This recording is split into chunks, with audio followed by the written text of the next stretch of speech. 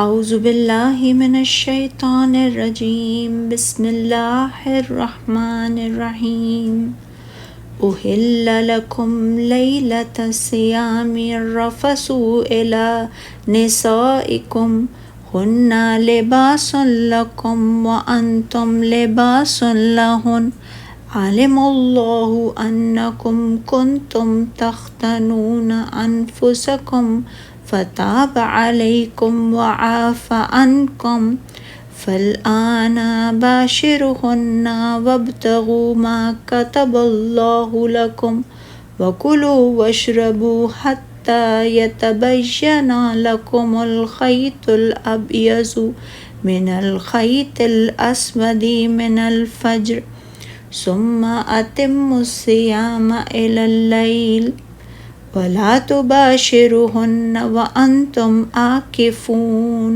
عَاكِفُونَ فِي الْمَسَاجِدِ تِلْكَ حُدُودُ اللَّهِ فَلَا تَقْرَبُوهَا كَذَلِكَ يُبَيِّنُ اللَّهُ آيَاتِهِ لِلنَّاسِ لَعَلَّهُمْ يَتَّقُونَ۔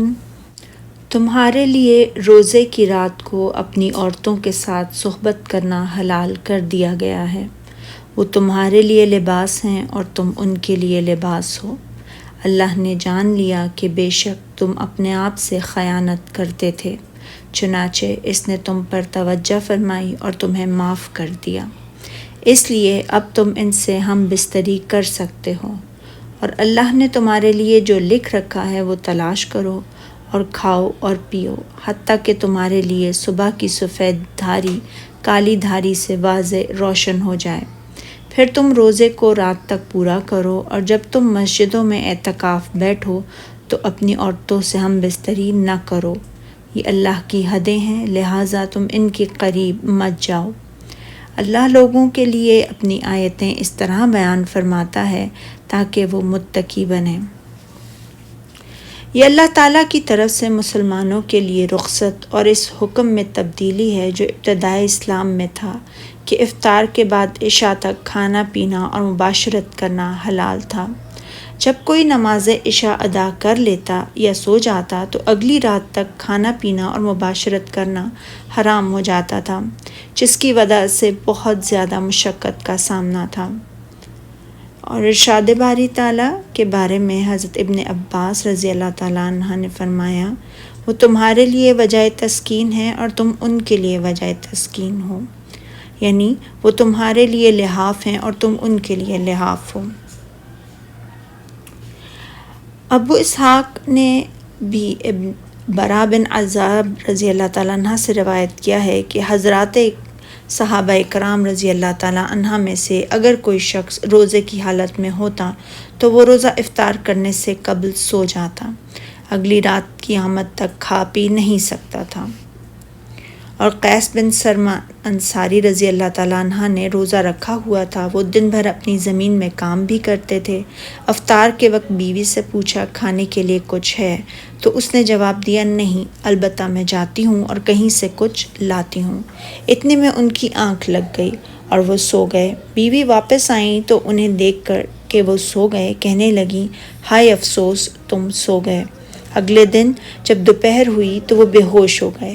اس واقعے کا جب نبی صلی اللہ علیہ وسلم کے پاس ذکر کیا گیا تو اللہ تعالیٰ نے اس آیت کریمہ کو نازل فرمایا، جس سے صحابہ اکرام کو بے حد خوشی ہوئی کہ اللہ کو معلوم ہے کہ تم ان کے پاس جانے سے اپنے آپ سے خیانت کرتے ہو، سو اس سے تم پر مہربانی کی اور تم سے درگزر فرمایا۔ اور حضرت ابن عباس رضی اللہ تعالیٰ عنہ سے روایت ہے کہ مسلمان جب ماہ رمضان میں نماز عشاء ادا کر لیتے تو اگلی رات تک عورتوں اور کھانا حرام ہو جاتا تھا۔ پھر کچھ لوگ رمضان میں نماز عشاء کے بعد عورتوں کے قریب چلے گئے، انہوں نے کھانا بھی کھا لیا۔ انہی میں سے ایک حضرت عمر بن خطاب رضی اللہ تعالیٰ عنہ بھی تھے، تو انہوں نے اس بات کا ذکر رسول اللہ صلی اللہ علیہ وسلم کی خدمت میں ذکر کیا تو اللہ تعالیٰ نے یہ آیت نازل فرمائی۔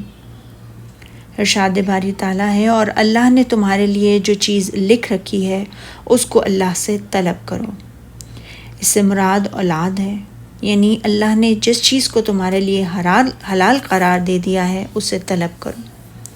اور ارشاد والی تعالیٰ ہے اور کھاؤ اور پیو یہاں تک صبح کی سفید دھاری رات کی سیاہ دھاری سے الگ نظر آنے لگے، پھر روزہ رکھ کر رات تک پورا کرو۔ اب اللہ تعالیٰ رات کو کھانے پینے کی بھی اجازت فرما دی ہے، جیسا کہ قبل ازیں اجازت عطا فرمائی تھی کہ رات کو جس وقت چاہے روزہ دار مباشرت کر سکتا ہے، حتیٰ کہ ظلمت شب سپیدہ سحر نمودار ہو جائے۔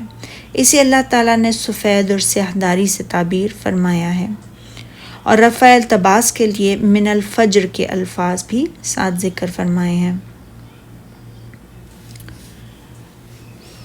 اللہ تعالیٰ نے طلوع فجر تک کھانے کو جو جائز قرار دے دیا تو اس سے اس بات کی دلیل ہے کہ سحری کھانا رخصت نہیں ہے بلکہ مستحب اور محبوب عمل ہے۔ یہی وجہ ہے کہ سنت بھی سحری کھانے کی ترغیب ثابت ہے۔ رسول اللہ صلی اللہ علیہ وسلم نے فرمایا، سحری کھاؤ، بے شک سحری کھانا باعث برکت ہے۔ اور آپ صلی اللہ علیہ وسلم نے فرمایا، ہمارے اور اہل کتاب کے روزوں میں فرق صرف سحری کھانا ہے۔ اور رسول اللہ صلی اللہ علیہ وسلم نے فرمایا، سحری بابرکت کھانا ہے، اسے ترک نہ کرو، خواہ پانی کا ایک گھونٹ ہی پی لو، بے شک اللہ اور اس کے فرشتے سحری کھانے والوں پر رحمت بھیجتے ہیں۔ اللہ تعالیٰ اپنے روزہ دار بندوں کے لیے طلوع فجر کو کھانے پینے اور مباشرت کے لیے حد جواز بنانے سے استدلال ہوتا ہے کہ جسے حالت جنابت میں صبح ہو جائے تو وہ غسل کر کے اپنے روزے کو پورا کر لے، اس میں کوئی حرج نہیں۔ اور ارشاد باری تعالیٰ ہے، پھر روزہ رکھ کر پوری رات تک پورا کرو۔ کا تقاضا یہ ہے کہ غروب آفتاب کے وقت روزہ افطار کر دیا جائے۔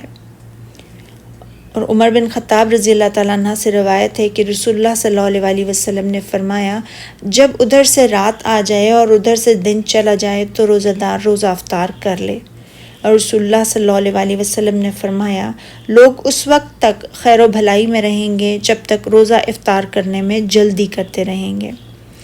نبی اکرم صلی اللہ علیہ وسلم نے فرمایا، مجھے اپنے بندوں میں سب سے زیادہ محبوب وہ ہے جو اللہ عز و جل فرماتا ہے کہ مجھے اپنے بندوں میں سب سے زیادہ محبوب وہ ہے جو سب سے جلد افطار کرنے والا ہے۔ اور ارشاد باری تعالیٰ ہے، اور جب تم مسجدوں میں اعتکاف بیٹھو تو ان سے ہم بستری نہ کرو۔ روایت یہ ہے کہ اس شخص کے بارے میں جو رمضان اور غیر رمضان میں مسجد میں اعتکاف کرے تو اللہ تعالیٰ نے اس کے لیے عورتوں سے ہم بستری کو دن یا رات کے اس وقت تک حرام قرار دیا ہے جب تک وہ اپنے اعتکاف کو پورا نہ کر لیں۔ آدمی جب اعتکاف میں ہوتا تو وہ مسجد سے باہر نکل کر ہم بستری کراتا تھا۔ بالآخر اللہ تعالیٰ نے یہ آیت نازل فرمائی کہ اور جب تم مسجدوں میں اعتکاف میں بیٹھو تو ان سے ہم بستری نہ کرو۔ اور ارشاد باری تعالیٰ ہے، یہ اللہ کی حدیں ہیں، یعنی یہ جو ہم نے روزے کو فرض قرار دیا اور اس کے احکام کو بیان کیا، اس میں کچھ امور کو مباح اور کچھ کو حرام قرار دیا ہے۔ پھر روزے کے مقاصد اور اس میں رخصت اور عزیمت کے مسائل کو جو بیان کیا ہے تو یہ اللہ تعالیٰ کی مقرر کردہ حدیں ہیں جنہیں اس نے خود بیان فرمایا ہے، تو تم ان کے قریب نہ جاؤ، یعنی ان سے تجاوز نہ کرو۔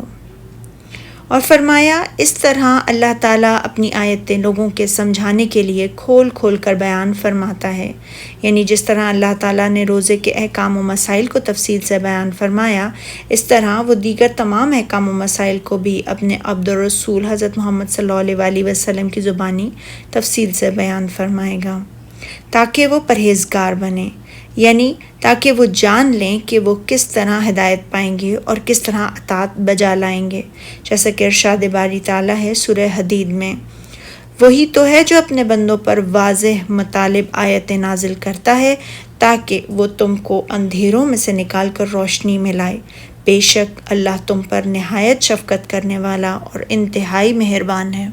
صدق اللہ العظیم۔